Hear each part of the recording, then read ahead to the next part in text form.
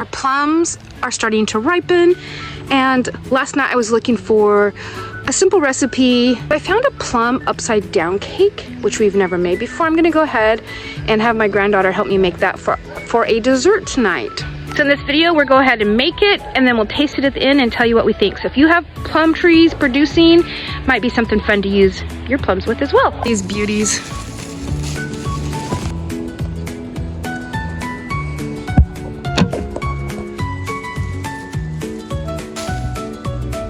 I eat most of them fresh. They're delicious. Look how juicy.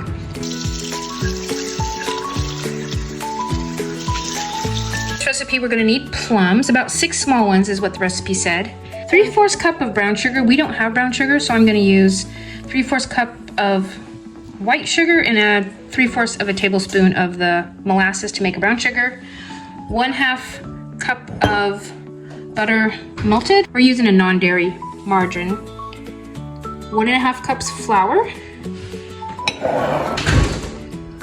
1 teaspoon baking powder, 1/2 teaspoon baking soda, and 1/2 teaspoon salt. 1/2 cup of softened butter or margarine. 1 cup of sugar. 2 eggs. 1 teaspoon vanilla. And then we need 1/3 cup of buttermilk, which we're going to use 1/3 cup of this and add 1/3 teaspoon of the lemon juice to make it buttermilk equivalent.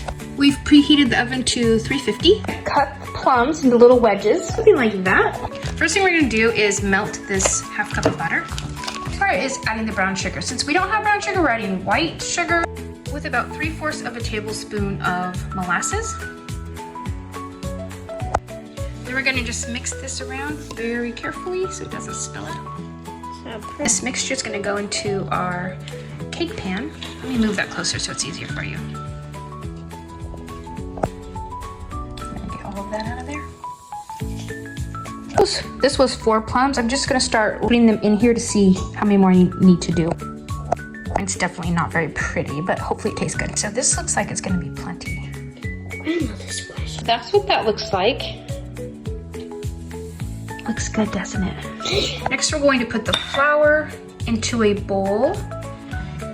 And then add the baking soda, baking powder, and salt. A nice and good mix stir. that around until the salt, baking soda, and baking powder are all mixed really well in there. You don't want a clump of any of that stuff, do you?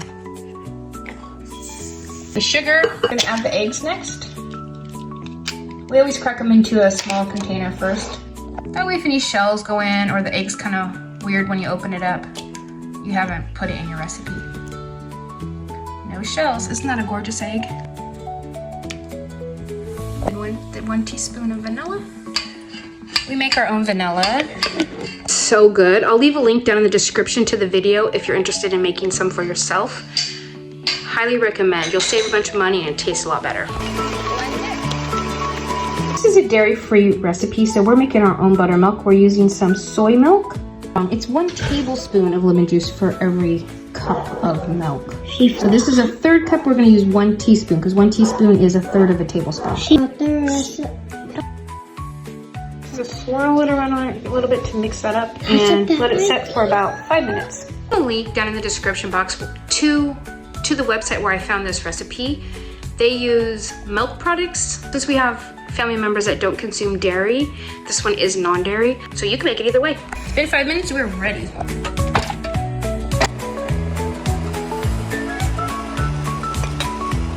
Now we're just gonna cover the plums with the cake mixture. Then into the oven for about 50 minutes. Okay, and it's been at about 35 minutes. It's pretty brown. We're gonna test it and it's ready to come out. So this is what it looks like when it's completely cooked and cooled. I'm going to run this along the edges just so that if it's sticking at all, it'll come out good still. Now we're gonna flip it upside down.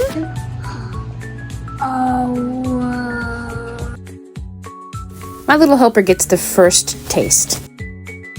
Okay, you've got to let us know what you think.